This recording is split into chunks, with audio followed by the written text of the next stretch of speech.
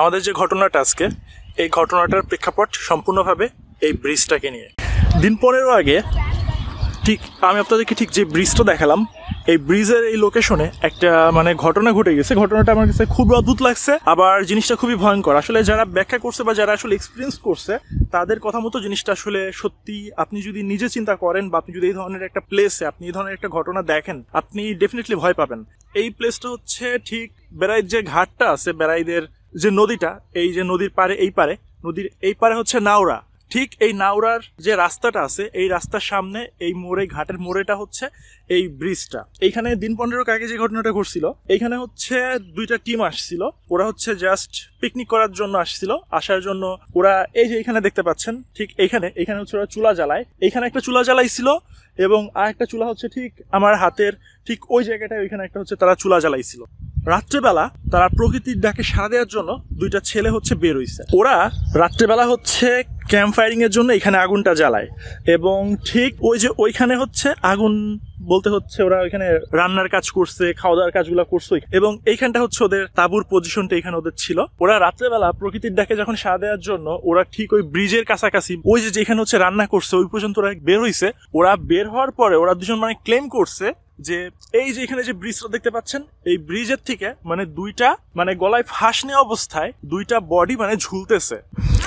ওরা যখন বেসিক্যালি এই জিনিসগুলো নিয়ে ওরা ভয় পাওয়ার পরে ওরা হচ্ছে সামনের দিকে আগে যাবে জিনিসটা দেখার জন্য নাকি পিছে চলে আসবে, এই জিনিসটা ভাবতে ভাবতেই ওরা তখন দেখে ওরা যেখান থেকে হচ্ছে রান্নার কাজটা করতেছিল ওইখান থেকে ওই যে দেখেন দুইটা পিচ্ছি ওরা চলে যাচ্ছে।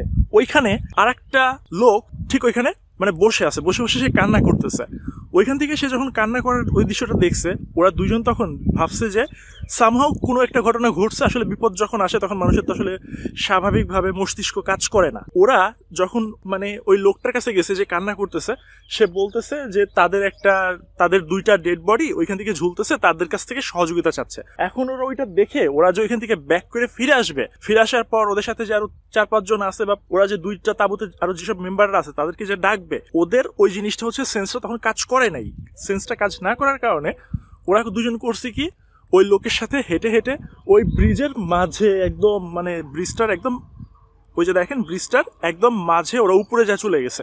উপরে যাওয়ার পর ওরা যখন পেছনের দিকে তাকাইছে, মানে ওই লোকটাকে, যে লোকটা বসে বসে কাঁদতেছিল, ওই লোকটাকে ডাকার জন্য যখন পিছনে তাকাইছে, তখন দেখে ওরা যে ওই লোকটা যেখানে ডাকতেছিল বা কাঁদতেছিল বসে বসে, ওই লোকটা নাই ওইখানে।